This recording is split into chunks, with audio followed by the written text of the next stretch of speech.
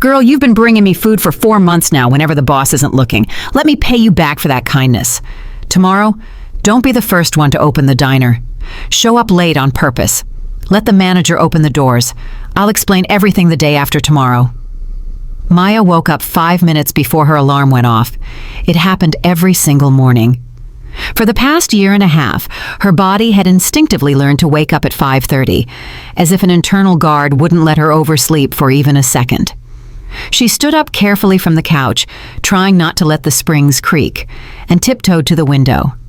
Outside, the night was still pitch black, with only the street lamp near the porch casting a yellowish glow on the snow-covered yard. Her mother was sleeping in the room behind the thin wall. Maya listened closely. Her breathing was steady and calm. Good. That meant the night had passed without a seizure. After the stroke, every peaceful night felt like a small miracle. 18 months ago, her mother, Mrs. Ruby Hawthorne, could still walk and talk clearly, even trying to help around the house. But a second stroke 3 months ago had left her bedridden. Now, her left side was paralyzed, her speech was slurred, and Maya had become more than just a daughter. She was a caregiver, a nurse, and a provider. Maya washed her face with ice-cold water. The hot water had been shut off yesterday, and they promised it would be back by evening. She quickly pulled on black jeans and a white blouse, sliding her feet into worn-out sneakers. She caught her reflection in the hallway mirror, a pale face, dark circles under her eyes, her hair gathered into a messy ponytail. She was 26 years old but looked 35. Maya grimaced and turned away. No time for vanity. There was only a bit of oatmeal and 2 eggs left in the fridge. She cooked the oats, left them in a bowl for her mom, and placed a note next to it. Mama, heat this in the microwave. The pills are in the blue box. Take 2 after you eat. I'll be home at 3. Love you, Maya.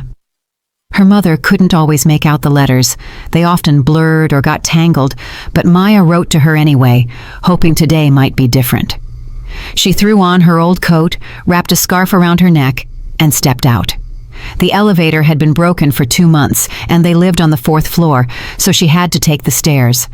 Outside, the Cleveland winter hit her hard. It was at least 5 degrees.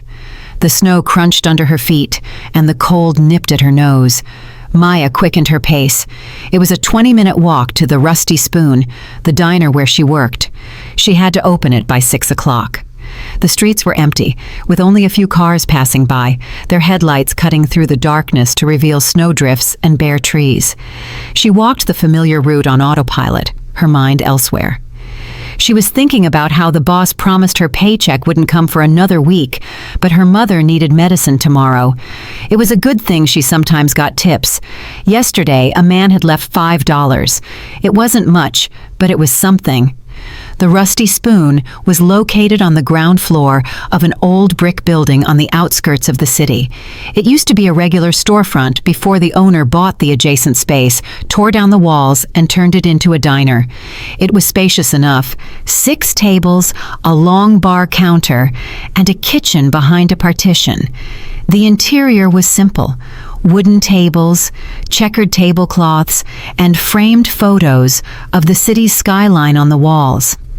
Nothing fancy, but local folks from the nearby apartments kept the place busy. Maya pulled out her keys and opened the door.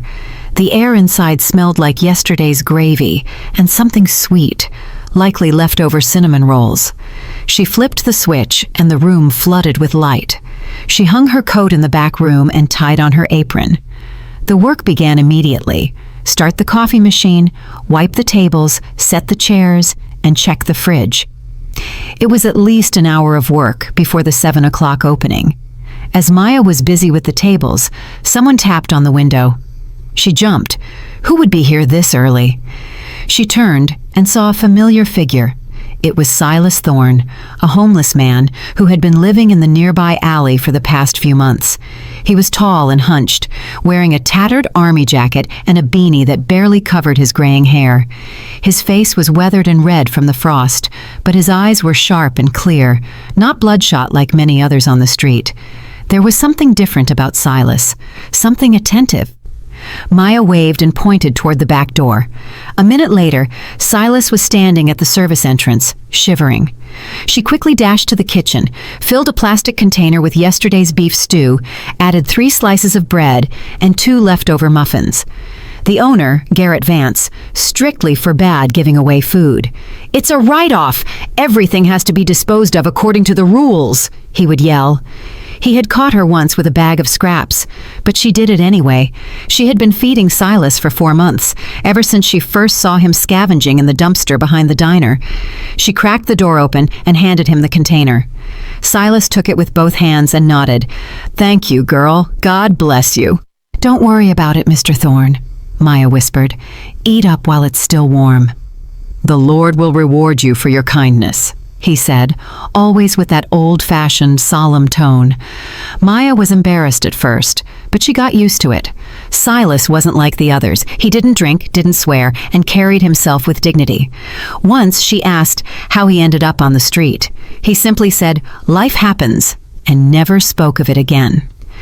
"You stay safe out there," Maya said. "It's freezing today. Maybe find a shelter?" "I'll find a spot, don't you worry. You take care of yourself. How's your mother?" "Same as always. She needs meds, but money is tight."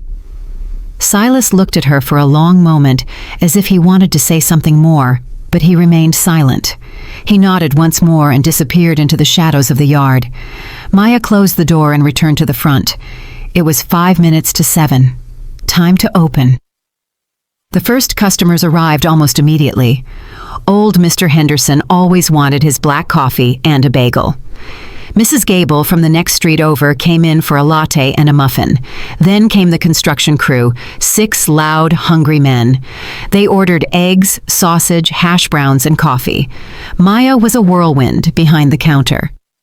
In the kitchen, Mama Louise was clattering with the pans. By 9 o'clock, the morning rush was in full swing. People were stopping in for breakfast on their way to work. The diner was nearly full. Maya was running orders, clearing dirty plates, and ringing up bills on an ancient cash register. Her hands moved on autopilot, but her brain was sluggish. She hadn't slept enough again. "Hey, waitress!" a man in a leather jacket barked. "This coffee is cold. What kind of service is this?" Maya walked over and looked at the cup. The coffee had been poured 3 minutes ago. It couldn't be that cold, but there was no point in arguing. "I'll replace it right away, sir. I'm sorry." "That's more like it. Probably too busy playing on your phone to notice your customers," he muttered. She grit her teeth, took the cup, and went to the kitchen.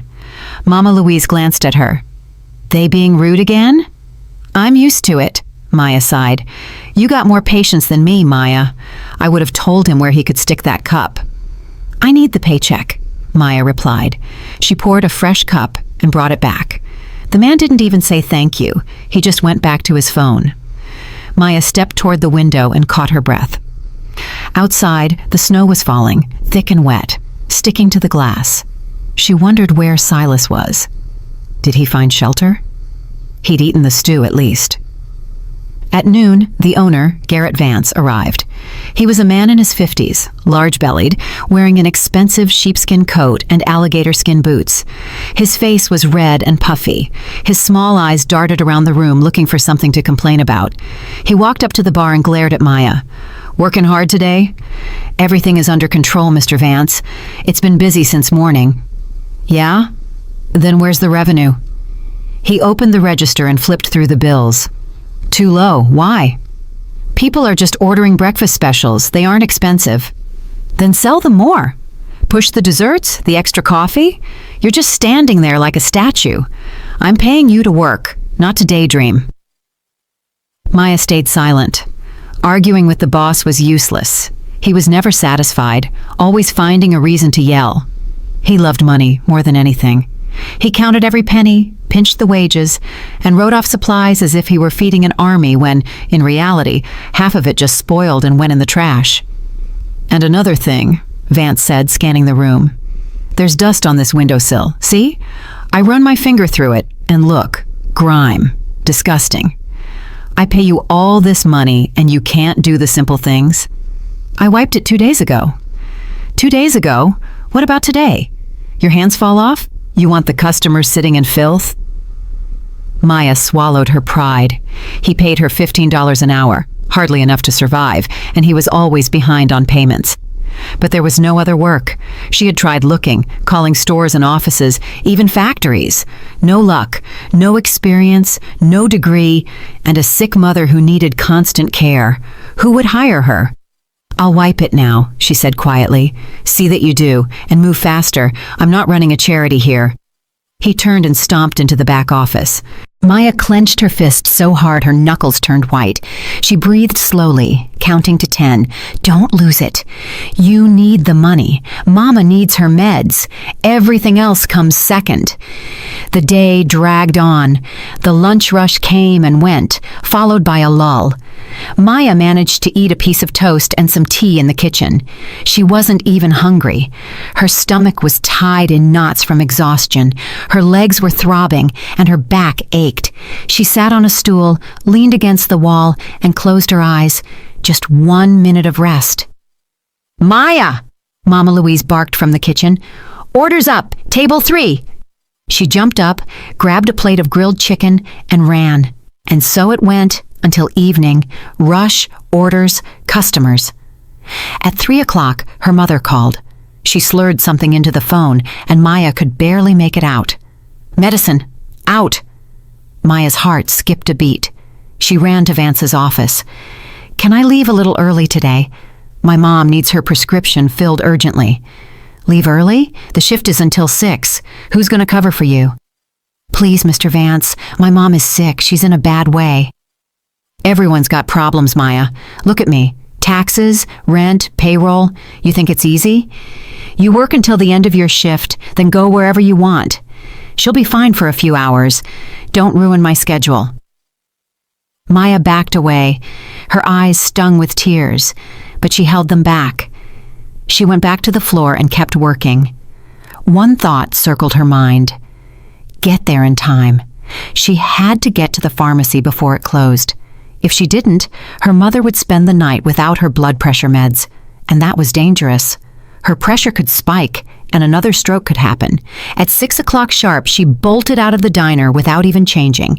She grabbed her coat and hit the street. The pharmacy was 10 minutes away if she ran. Maya ran, ignoring the icy patches on the sidewalk, nearly slipping but catching herself. She burst into the pharmacy, gasping for air. A young pharmacist was behind the counter, flipping through a magazine. "I need Capotine, 2 packs. "Got a prescription?" "Yes, right here." Maya handed over a crumpled piece of paper. The pharmacist took her time, looking it over, then walked into the back. Maya shifted from foot to foot, counting the seconds. The girl returned with 2 boxes. "That'll be $42. Maya pulled out her wallet and counted every cent. $43, all she had left until payday. She paid, grabbed the medicine, and ran home. Her mother was lying in bed, breathing heavily. Maya rushed to her, hugged her, and kissed her forehead. "It's okay, Mama. I have the medicine. I'm going to give it to you right now." She poured a glass of water and helped her take the pill. Her mother swallowed with difficulty, coughing. Maya rubbed her back, whispering, "Quiet now, everything's okay." Gradually, her breathing leveled out. She closed her eyes and drifted off. Maya sat on the edge of the bed and rested her head in her hands. She was so tired she couldn't feel her limbs. She wanted to lie down and not get up for a week, but she couldn't. Tomorrow was another work day, another early wake-up call, another walk in the dark, another day of putting up with Garrett Vance and complaining customers. That evening, she heated up the leftover oatmeal and ate it without appetite. She cleaned the kitchen, helped her mom change, and settled her in for the night. Then she lay down on the couch, covering herself with an old quilt. She couldn't sleep. Her mind was racing. Money, medicine, work. How was she going to keep going? She thought of Silas. Strange old man, homeless, but he had this inner strength. He never asked for anything. He only thanked her. He looked at her as if he could see right through her. Sometimes Maya felt it was easier to talk to him than to anyone else. He didn't judge, didn't give unsolicited advice. He just listened. The next day was a repeat of the last. The early wake-up, the dark walk, the opening. Maya brought Silas food, beef stew and a cornbread muffin this time. He took it and thanked her, but there was something new in his eyes, a flicker of anxiety. Maya wanted to ask him what was wrong, but Mama Louise called her from the kitchen. That evening, as her shift ended, Maya looked out the window.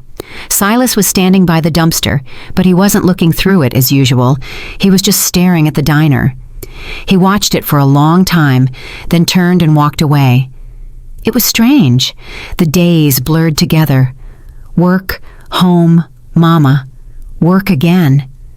Maya was holding on by a thread. One day, she went down to the basement storage to get a bag of flour. The bags were stacked in the far corner on old wooden pallets. As she was dragging one out, she tripped and fell to her knees. It hurt like hell. She stood up, rubbing her leg, and noticed something behind the pallets. She moved one aside. Hidden there were 3 more bags, thick, blue, tightly sealed. Maya touched them. There was something powdery inside. Strange. She tried to untie the cord, but it was too tight. Whatever, she thought. Probably just extra supplies the boss is hoarding. She put the flour back, covered the blue bags with the pallets, and went upstairs. She didn't think much of it. That was a mistake. A few more days passed. Maya had almost forgotten about the bags. Her head was full of other problems. Her paycheck was late again. Vance just waved her off. Next week, next week. But Mama needed new meds. The doctor had prescribed heart supplements, and they were expensive. Maya counted every nickel, saving her tips, but it still wasn't enough. That evening, she stayed late. Mama Louise had left at 5, and Jordan, the manager, left at 6. Vance had stopped by briefly, grumbled about expenses, and sped off in his SUV. Maya was alone. She had to close out, wipe the tables, and mop the floors.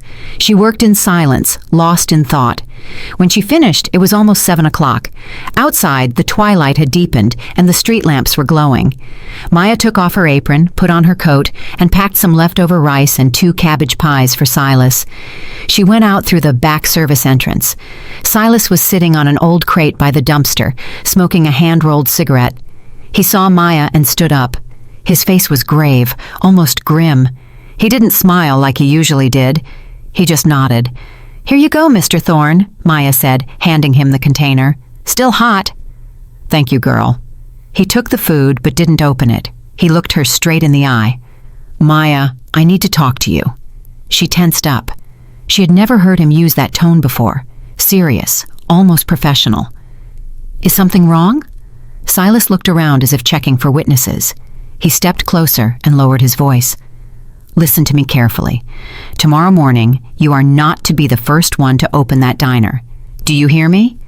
Don't come in early. Show up late on purpose. Let someone else open the door." Maya blinked, confused. "What? Why?" "Don't ask me why right now. I'll explain everything the day after tomorrow, I promise. But tomorrow, do not be the one to open that door. It's important. Very important." There was such urgency in his voice that Maya felt a chill run down her spine. "Mr. Thorne, you're scaring me. What's going on?" "Do you trust me?" She thought about it for a second. It was a strange question. Did she trust a homeless man she'd known for 4 months? But something deep inside said yes, she did. She didn't know why, but she trusted him. "I trust you," she nodded. "Then do as I ask. Tomorrow, don't be the first one there. Be late. Make up an excuse. Tell them your alarm didn't go off, or your mother had a rough night. Any lie will do, but let someone else turn that key. Not you." Maya stared at him, trying to understand. Silas was more serious than she had ever seen him. In his eyes, she saw fear, but also a fierce determination. "Okay," she said slowly. "I'll try to be late. But you promise to explain?" "I promise. I'll tell you everything the day after tomorrow." He turned and walked away toward the abandoned warehouse where he usually slept. Maya stood in the yard, clutching the keys to the diner. The cold was biting, but she didn't move.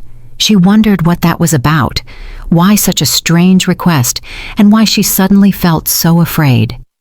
All the way home, she couldn't shake the feeling of dread. Something was wrong. She remembered how Silas had been watching the diner lately, and she remembered those blue bags in the basement. What was in them? Why had Vance been so nervous lately? He'd been coming in more often, checking things, whispering on the phone. At home, her mother was already asleep. Maya quietly undressed and lay on the couch, but sleep wouldn't come. She tossed and turned, listening to the sounds outside. Her mind was a mess. Silas's voice echoed, "Don't be the first one." Why? What could happen?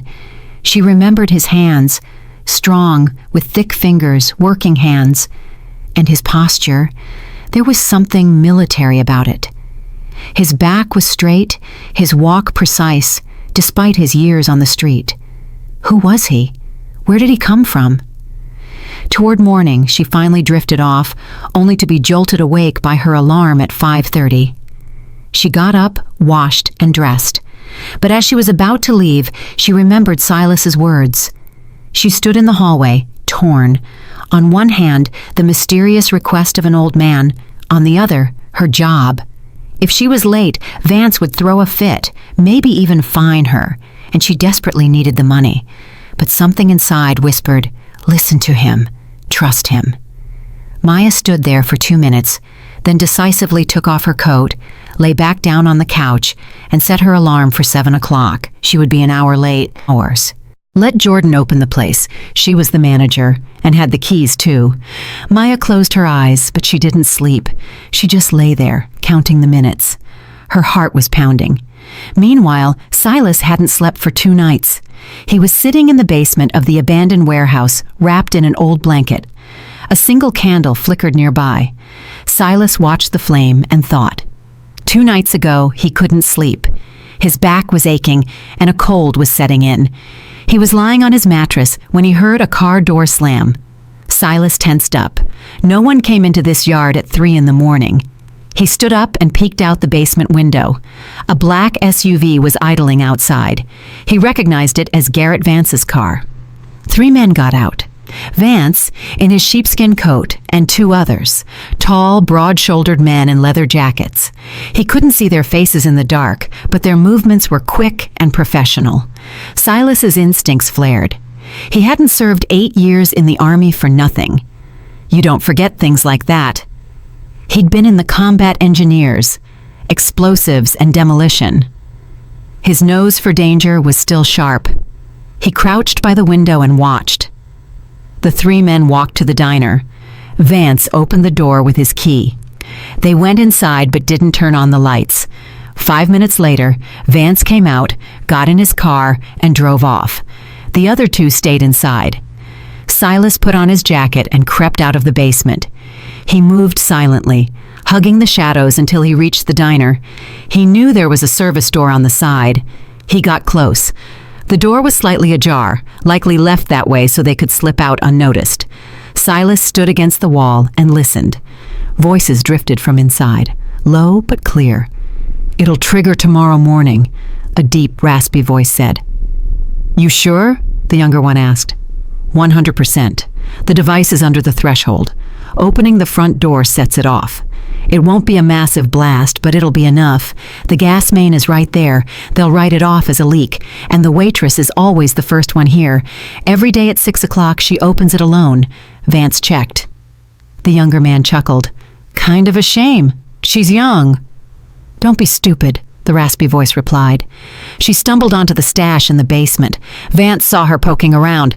"Sooner or later, she'll figure it out and talk. We don't need witnesses. This is the cleanest way. An explosion means an accident. The cops will poke around, find nothing, and close the file. We'll move the product before the real investigation starts. Clean and simple." Silas felt a chill that had nothing to do with the winter air. They were going to kill Maya. The girl who had fed him for 4 months without asking for a thing.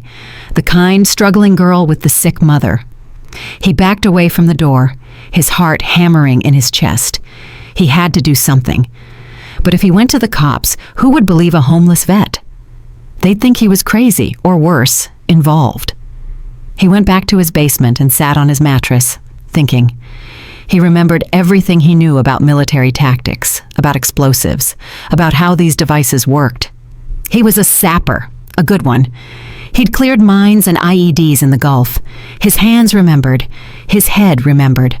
A plan formed by morning. He would wait for those two to leave. Then he would warn Maya to stay away, and he would call the police anonymously. He'd tell them there was a bomb in the diner. The bomb squad would come, disarm it, and let the detectives handle the rest. But he had to be careful. If those two saw him, they'd kill him without a second thought. Around 5 a.m, the men left the diner. Silas watched from his window. They closed the service door, got into an unmarked black car, and drove away. Silas waited another 30 minutes, then went out. He checked the front door from the outside. Nothing visible. The device was definitely under the threshold inside. Clever. He went back to the warehouse and pulled out an old cell phone he hadn't used in years. He'd bought it 3 years ago when he still had a little money. It was dusty, and the battery was nearly dead, but it had enough juice for one call. Silas dialed 911. Emergency services. What is your location? The Rusty Spoon Diner on West Avenue, Building 12. There's an explosive device set to go off when the door opens. Check it now. Sir, wait, who is this? Silas hung up, pulled out the SIM card, and hid the phone. Now all he could do was wait and hope Maya listened to his warning. He remembered her face, pale, tired, but kind. She never looked at him with pity, only with respect. She always asked how he was doing, always brought him food while risking her own job. People like her were rare. Silas couldn't let her die. It would be a betrayal. He had betrayed too much in his life. Himself, his family, his oath. But today, he could fix one thing. He could save one life. Maybe then his own life would finally have meaning again. He sat in the dark and prayed. He hadn't prayed in 20 years, but now he whispered the words his grandmother had taught him. Lord, have mercy. Save her. Maya woke up at 7 o'clock to her phone ringing. It was Jordan, the manager. Maya, where are you? Why didn't you open up? I've been standing out here for half an hour. I'm so sorry, Jordan, Maya said, her voice sounding appropriately guilty. My alarm didn't go off, and Mama had a rough night. I'm leaving now. I'll be there in 20 minutes. Maya, this is irresponsible. I can't be doing your job for you every morning. I know, I'm sorry. It won't happen again. Jordan grumbled and hung up. Maya got up, dressed, and left the house. She walked slowly, without rushing. It was a strange feeling, as if time had slowed down. She thought about Silas's words. What did he mean? When she turned onto West Avenue, she saw a cluster of cars around the diner. Police cruisers, an ambulance, a fire truck. A crowd had gathered on the sidewalk, whispering and pointing. Maya's heart raced. She started running. She pushed through the crowd and saw a familiar face. Old Mr. Henderson. Mr. Henderson, what happened? The old man turned, saw Maya, and his eyes went wide. Maya, you're alive, thank God. What do you mean? What's going on? There was a bomb in the diner, right under the door. The police showed up out of nowhere. The bomb squad said someone called it in anonymously. They just finished disarming it. Maya felt her knees buckle. A bomb under the door. She was supposed to be the one to open that door. Jordan, is she okay? She's fine. She had just walked up to the door when the cops swarmed the place. They cordoned off the whole block. Men in suits went in there and spent an hour working. They say the device was set to blow the moment the door opened. Maya sank onto the sidewalk. Her head was spinning. Silas, he knew. He warned her. A young police officer in uniform walked over with a notepad. Do you work here, ma'am? She nodded, unable to speak. The officer knelt beside her. What's your name? Maya Hawthorne. Are you the one who usually opens the diner? Yes, every day at 6. The officer wrote something down and looked at her closely. Why were you late today? Maya hesitated. Should she tell him about Silas? But what if they arrested him? What if they thought he was involved? My alarm didn't go off. I overslept.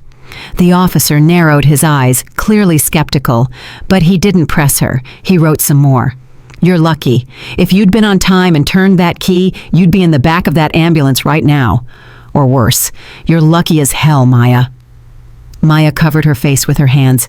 Tears started flowing, from fear, from relief, from everything. The officer awkwardly patted her shoulder. It's okay, you're alive. That's what matters. He stood up and went back to his colleagues. Maya stayed there, hugging her knees. Around her, the crowd buzzed, radios crackled, and the city moved on. But she could only think of one thing. Silas saved her life. He found out about the danger, and he saved her. A little while later, another car pulled up, a plain gray sedan. 2 men in plain clothes got out. One was older, in his 50s with a mustache. The other was younger, in a leather jacket. They showed their badges to the officer and spoke for a minute. The older one looked at Maya and nodded. He walked over to her. Maya Hawthorne, I'm Detective Halloway, Major Crimes. Can I ask you a few questions? Maya nodded. The detective pulled out a recorder. You work at the Rusty Spoon? Yes, waitress. How long? 18 months. The owner is Garrett Vance. How often did you interact with him? He came in almost every day, checked the books, checked the register. Did you notice anything unusual lately? Strange visitors? Conversations? Maya thought back. She remembered how nervous Vance had been, the constant phone calls, the secret meetings in the back room. There were some men, she said slowly. Strangers. They'd come in after hours, through the back door. I never saw their faces clearly. They avoided the main room. How often? Maybe 3 or 4 times in the last 2 weeks. Detective Halloway glanced at his partner. Maya, have you ever been in the basement storage? Yes, of course. That's where we keep the flour and the dry goods. Did you see anything out of the ordinary down there? Maya remembered the blue bags. There were bags, behind the old pallets, big blue ones. I found them by accident a few days ago. I wanted to see what was inside, but they were sealed tight. I figured it was just extra stock. The detective leaned in closer. When was this? 5 days ago. Maybe a week. Did you tell anyone? No one. Did the owner see you find them? Maya tensed up. The day she found the bags, she had come upstairs and run right into Vance. He was standing by the door, looking at her with a strange, intense look. He asked what she was doing. She said she was getting flour. He nodded and left, but after that he started looking at her differently. He was always on his phone, whispering in the yard. I think he might have seen me coming out of there, she said quietly. Halloway stood up and looked at the diner, then back at Maya. Maya, you were in a lot of danger. Those bags were filled with heroin, a massive shipment. The diner was being used as a distribution hub. Vance and his partners were moving product through here, hiding it in the basement. When he realized you might have seen it, he decided to get rid of the witness. He set that bomb to look like a gas leak accident. Maya turned pale. They wanted to kill her just because she saw some bags. But how did you know about the bomb? An anonymous call came in at 5:30 this morning. A male voice told us exactly where it was and how it was rigged. We moved fast, called in the squad, and disarmed it 10 minutes before you were supposed to be there. Silas. It was Silas. Maya had no doubt. He found out and he called. He saved her. Do you know who called? She asked. The detective shook his head. Burner phone. The SIM was tossed. No way to trace it, but whoever it was, they saved your life. Maya stood up and looked around. She had to find Silas. She had to thank him, find out how he knew. She apologized to the detective, said she'd be right back, and ran to the abandoned warehouse. The basement where Silas lived was empty. The mattress, the blanket, the bags of rags, they were all there. But Silas was gone. She ran through the yard, checked behind the garages, looked by the dumpsters. Nothing. It was as if he had vanished. She went back to the diner and found Detective Holloway. "Can I ask one more thing? The caller, can you find him?" Holloway looked at her curiously. "Do you have an idea who it was?" Maya hesitated. Should she tell him? But Silas was homeless. They could blame him for anything if they knew he was watching the place. What if they thought he was an accomplice? She couldn't risk it. Silas saved her. She wouldn't betray him. "No," she lied. "I just wanted to say thank you." Holloway nodded. "If you remember anything else, call me." He handed her a business card. "What happens to the diner now?" Maya asked. "We're searching the place now. Once we process the drugs, Vance is going to jail for a long time. The diner will be closed until the investigation is over." "And me? I'm out of a job." Holloway shrugged. "I'm afraid so. But you'll be eligible for compensation. You're a victim and a key witness. The state has funds for this. Plus, if you testify, there are additional payments." Maya nodded. The job was gone, but her life was hers. That was everything. The next few hours were a blur of statements and protocols. Maya told them everything she knew about Vance, the visitors, and the bags. The investigator wrote down every word. Then Holloway took her inside the diner. He needed her to show him exactly where she found the bags. They went down to the basement. The bomb squad had finished, and the device was gone. Maya led them to the far corner and pointed at the pallets. "Right there, behind those crates." The officers moved the pallets. 4 blue bags were sitting there. An officer in gloves sliced one open. White powder in clear plastic bricks spilled out. Holloway whistled. "Pure heroin, at least 20 kilos. That's a life sentence right there." He pulled out his phone, made a call, and then turned to Maya. "Your testimony is going to put him away for good. Thank you for your cooperation." Maya was let go around 3 in the afternoon. She walked home. She didn't have money for the bus, and she needed the walk to process everything. They had tried to kill her. To Garrett Vance, she was nothing. Just a waitress, easily replaced. Her life meant nothing to him. If it weren't for Silas, she'd be in the morgue right now or mangled in a hospital bed. She stopped in the middle of the sidewalk, leaning against a brick wall. Her hands were shaking. Only now, with the adrenaline fading, did the horror of it hit her. Tears streamed down her face. She sobbed quietly, trying not to draw attention from passers-by. Then she wiped her face with her sleeve and kept walking. Mama was waiting. She had to tell her what happened, calm her down, and figure out what came next. Her mother was in bed, watching TV. She saw Maya and tried to smile. Her left side remained frozen. "Maya," she whispered. Maya sat beside her and took her hand. "Everything's okay, Mama. I'm home." "You cry?" "No, it's just cold outside. My eyes are watering." Mrs. Ruby looked at her doubtfully but didn't push. Maya patted her hand, went to the kitchen, and heated up some soup. She fed her mother, gave her her pills, and then sat by the window, looking out at the yard. Where was Silas? Why did he disappear? Maybe he was afraid the police would find him and ask questions, or maybe he just felt his job was done. She remembered his face when he warned her, serious, even stern. His eyes were clear and sober. Not the eyes of an addict, but the eyes of a soldier. Yes, that was it. A soldier. She realized then that Silas wasn't just some guy on the street. He had a story. He had a past. She decided she had to find him. She had to find him, thank him, and help him if she could. That evening, Detective Holloway called. "Maya, I wanted to let you know that we picked up Garrett Vance.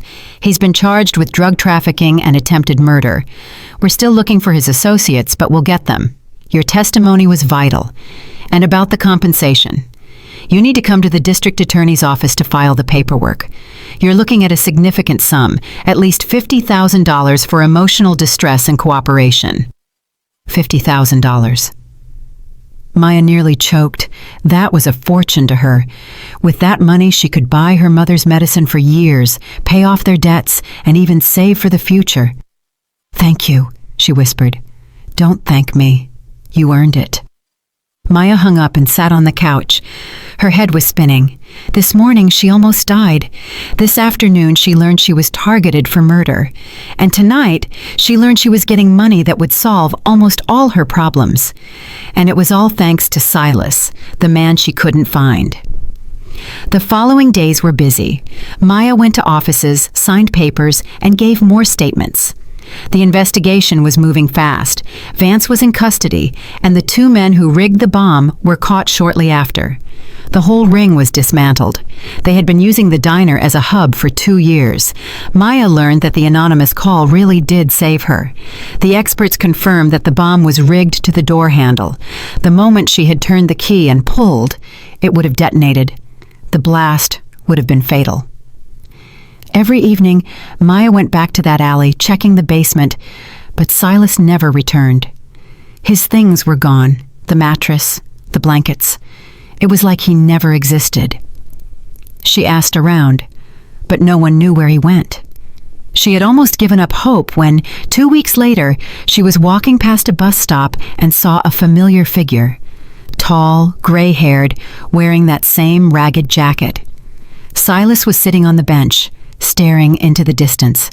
Maya ran to him and stopped right in front of him. He looked up, and a flash of surprise crossed his face, followed by a warm, genuine smile.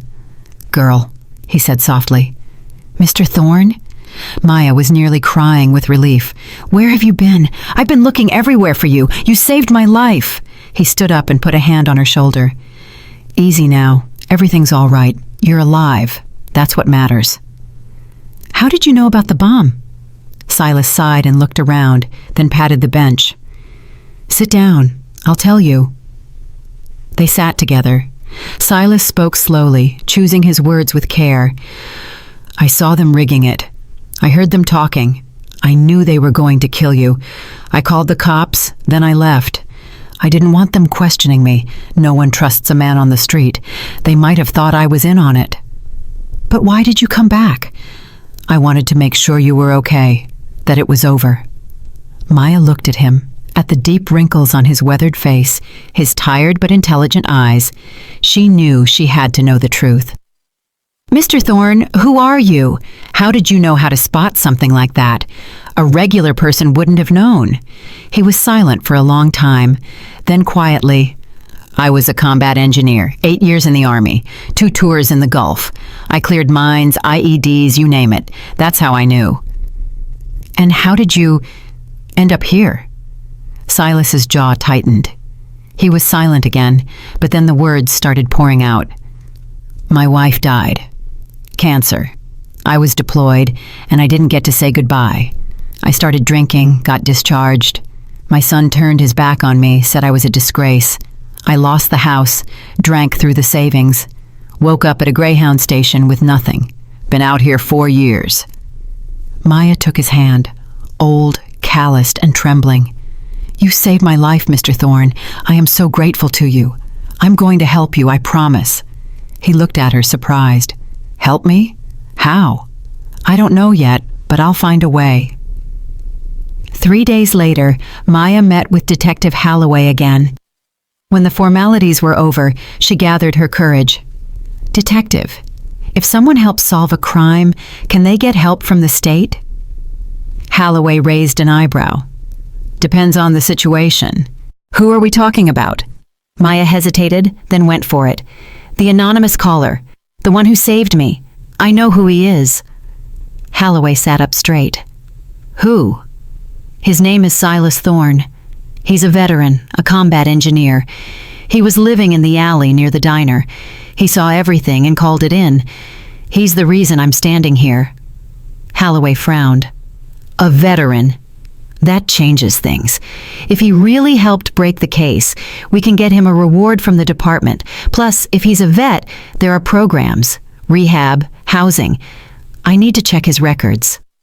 Maya felt a surge of hope. "Can you really help him?" "If he gives a formal statement and confirms his role, yes. Bring him in. We'll talk." Maya left the station and immediately called the number Silas had finally given her. "Mr. Thorne, it's Maya. I need to see you. It's important." He was hesitant. "I don't want trouble with the law, Maya."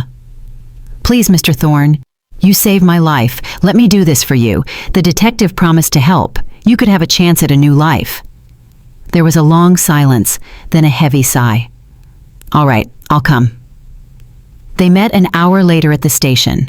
Silas was in the same jacket, but he'd tried to clean up, shaved and combed his hair. Maya took his arm and led him inside. Detective Holloway met them in his office. He looked Silas over and nodded. "Take a seat. Full name?" "Silas Thorne, born 1962. Holloway took down the details, then looked up. "Maya tells me you warned her and called the tip in. Tell me exactly what happened that night." Silas spoke slowly, giving every detail. He described the SUV, the men, the conversation he overheard. He explained why he knew it was an explosive and why he called. Holloway listened intently, taking notes. When Silas finished, the detective asked, "You have your discharge papers?" Silas shook his head. "Lost them years ago. Lost everything." Holloway made a call, spoke to someone for a few minutes, gave Silas's social security number, and hung up. He looked at Silas. "We'll verify through the VA. If it checks out, we'll get your papers replaced. In the meantime, we need your official statement on the record." Silas gave his statement and signed the papers. Holloway shook his hand. "Thank you for the tip. Without that call, this girl would be dead. You're a hero." Silas looked away, embarrassed. "I just did what I had to do. Regardless, the department will reward you. There's a fund for this, at least $10,000. And since you're a veteran, I can get you into a transitional housing program and eventually a permanent VA residence. You'll have a roof, food, and medical care." Silas looked up. For the first time, hope flickered in his eyes. "Really?" "Give me a week. I'll get the paperwork in order." A week later, Holloway called Maya. He sounded pleased. "Maya, good news. Silas Thorne's record is clean. He was a highly decorated engineer, discharged for medical reasons after an injury. I've secured his placement in a veterans rehab center. In a month, he'll move into permanent housing. And his reward check for $120,000 is being processed." Maya wanted to scream with joy. "Thank you. Thank you so much." She called Silas and told him. He was quiet for a long time. Then his voice broke. "Girl, I don't know how to thank you." "You already did," she said. "You saved my life. Now it's my turn." A week after that, Maya's compensation came through. $85,000. She looked at the numbers in her bank account and couldn't believe it. She'd never seen that much money in her life. The first thing she did was buy her mother 6 months' worth of medicine. She paid off the rent, the utilities, and bought her mother a new orthopedic bed. She hired a visiting nurse to come by for a few hours a day. The doctor said regular therapy would help her regain some movement. Then she sat at her table with a notebook and did the math. She had $60,000 left. She could save it. Or Maya remembered her old dream. She had always wanted her own place, a small cafe where she was the boss, not the waitress. A place with good people, good food, and a warm atmosphere. Not a front for criminals, but a real community spot. She started looking. She called agencies, looked at listings, and found a small space on the ground floor of a building on the edge of town. It used to be a little bakery that closed down. The rent was reasonable, $2,000 a month. Maya went to see it. It was small, maybe 500 square feet, but it was clean and bright. It had plumbing, a kitchen area, and room for 4 tables. She calculated the costs: rent, renovation, equipment, supplies. It would take about $40,000. She'd have $20,000 left for emergencies. Maya signed the lease. For the next 3 weeks, she worked non-stop. She painted the walls herself, put up wallpaper, scrubbed the floors. She bought old tables and chairs from a thrift store, sanded them down, and painted them white. She hung light curtains and ordered a sign for the front. The Kind Heart Café. Silas helped her. He was already in the rehab center, getting treatment and getting his life back on track. But he came by almost every day. He fixed the outlets, put up shelves, and painted. He worked in silence, his hands moving with the precision of a man used to building things. "Mr. Thorne, "You're helping me so much," Maya said one day. "I don't know how to pay you back." He smiled. "You already did. You gave me my life back. For 4 years I was a nobody. A ghost people walked past. You fed me. You talked to me like a human being. You reminded me that I was still useful. That's worth more than any check." Maya hugged him tight. He patted her back, then went back to work. A month later, the cafe opened. It was quiet and humble. Maya baked cornbread, made stew, prepared salads, and set the tables. She lit small candles and put a sign on the door. "Grand opening, first 10 customers eat for free." The first to walk in was old Mr. Henderson. He saw Maya and gave her a huge grin. "Maya, look at you, your own place." "Come on in, Mr. Henderson, have a seat." Soon, other neighbors and strangers started trickling in. By evening, all 4 tables were full. Maya ran the orders, smiling, talking to guests, feeling like she was exactly where she was supposed to be. Her mother was sitting on a high stool at the counter.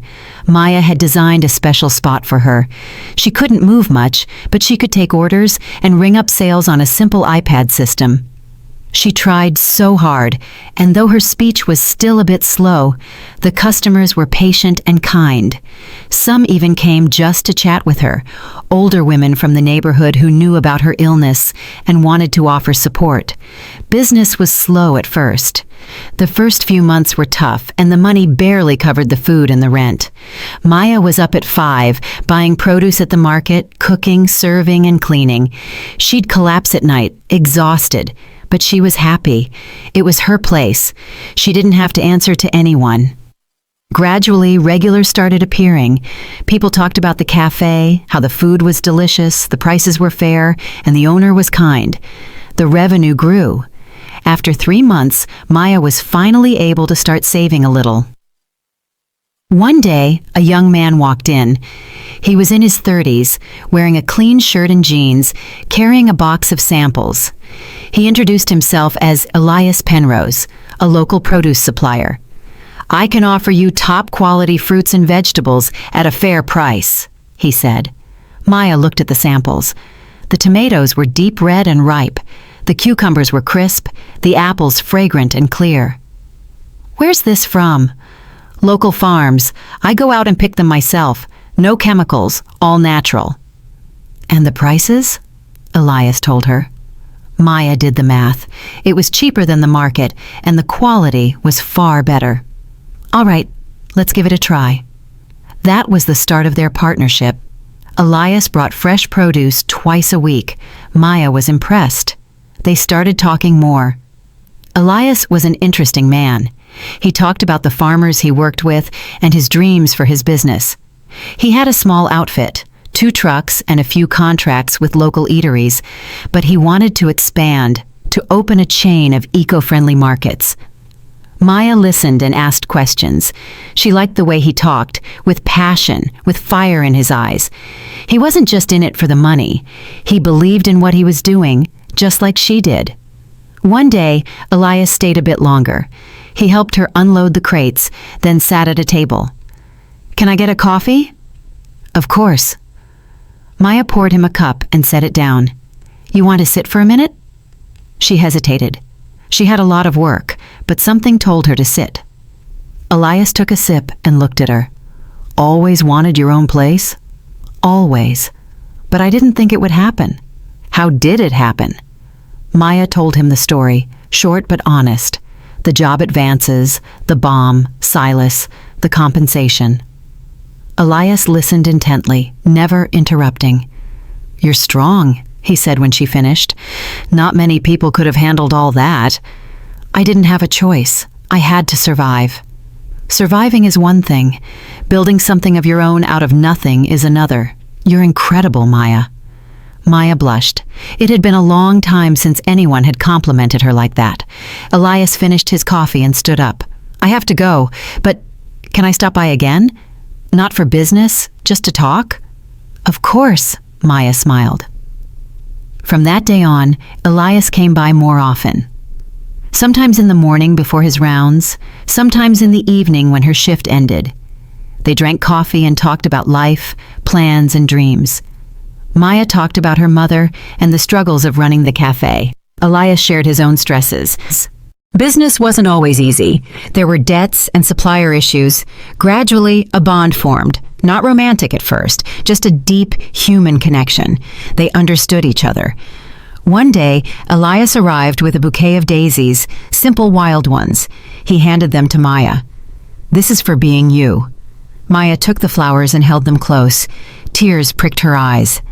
"Thank you, Elias." "Maya, I want to say, I like being around you. You're special. You're kind. You're strong. You're real. I haven't met anyone like you in a long time." She looked at him and saw the sincerity in his eyes. She realized she liked him too, very much. "I like being with you too." That was the beginning of their story. They didn't rush. They built their relationship slowly. They walked in the evenings after the cafe closed, went to the movies, and spent time in the park. Elias met Maya's mother, and she took to him immediately. She could tell he wouldn't hurt her daughter. 6 months later, Elias proposed, not in a fancy restaurant, but right there in the cafe, at the table where they always sat. He pulled out a small box and opened it. Inside was a simple ring with a small stone. "Maya, I want to be with you forever. Will you marry me?" She looked at him, then at the ring, and felt her heart swell with happiness. "Yes, Elias, yes." The wedding was small, held in the cafe among friends and family. The tables were pushed together and decorated with flowers. They baked pies and shared a meal. Maya's mother sat at the head of the table smiling. Her condition had improved significantly over the year. She had even learned to speak more clearly. The guest of honor was Silas. He had moved into his permanent VA residence 3 months prior. He was sober, healthy, and looked like a different man. He wore his old dress uniform, which the VA had helped him recover, with his medals pinned to his chest. When everyone was gathered, Silas stood up and raised his glass. The room went quiet. "I want to say a few words," he began. His voice was steady and strong. "I've lived a hard life. I've seen war, I've felt loss, and I've hit rock bottom. For 4 years I was a ghost, a homeless old man that people stepped over. I lost hope, I lost faith in people, and I lost faith in myself. And then one day, a girl who was barely making it herself started bringing me food, not out of pity, but out of kindness. She talked to me like a man. She didn't walk past, and when trouble came, I realized I couldn't let her die. This girl gave me back my dignity, and I saved her life. We saved each other." He paused, swallowing hard. There were tears in his eyes.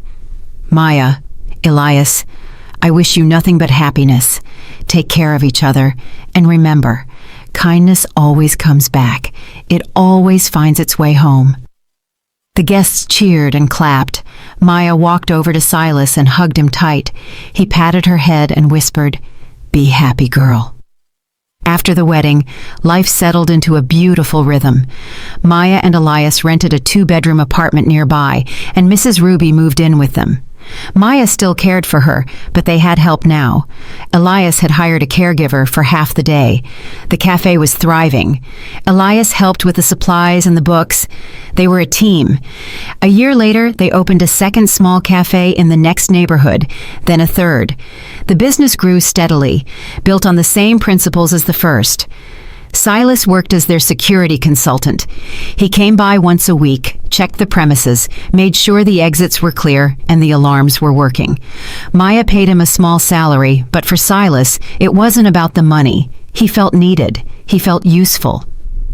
One evening, the 3 of them were sitting in the first cafe, Maya, Elias, and Silas, drinking tea and eating pie.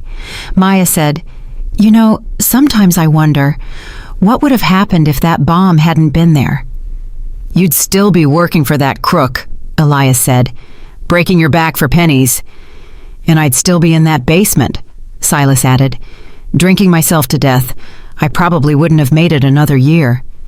Maya shook her head. "Fate is a strange thing. A terrible event turned into our salvation." "It wasn't fate," Silas corrected her. "It was kindness. Your kindness started the whole thing. You fed me without expecting anything back. I paid you back by saving you. You helped me get on my feet. Now I help you. This is what life is supposed to be. People looking out for one another." Elias nodded. The old man is right. Kindness always returns. Maya took their hands, Silas's wrinkled, warm hand and Elias's strong, steady one. She squeezed them tight. "Thank you both for everything." They sat together, talking about the future. Outside, the snow was falling, quiet and soft. Somewhere out there, the city was moving, busy, harsh, and sometimes unfair. But here, inside the kind heart, there was only warmth, comfort, and love. Maya looked at the two most important men in her life, the old man who had become like a father, and the husband she was building a future with. She realized that life is hard, but it is beautiful because there is room for good, and that good, once planted, will always grow and return 100-fold. 2 years later, Maya and Elias had a daughter. They named her Hope. They asked Silas to be her godfather. The old man cried when they told him. "Me? But I'm just—" "You're our savior," Maya said firmly, "and our friend. No one else could do it." At the baptism, Silas held little Hope in his arms, looking at her with such tenderness that it took Maya's breath away. The old warrior who had seen war and lost everything had finally found a family again. Maybe not by blood, but definitely by heart. And the Kind Heart Café kept running. People came in, tired, cold, and lonely, and they left warmed, fed, and with a little more faith that there was still goodness in the world. On the wall hung a small plaque that Maya had put up on the very first day. "Kindness, once sown, will always return," and it was the absolute truth. If you liked my story and want to hear more, go ahead and subscribe to my channel. If you'd like to support me, you can do it through Super Thanks. It would mean a lot. In the comments, tell me which city you're watching from and what time it is, so I can see how far my story reaches. I've added 2 more life stories on the screen just for you. Click one now and let's keep spending time together. Much love, see you soon!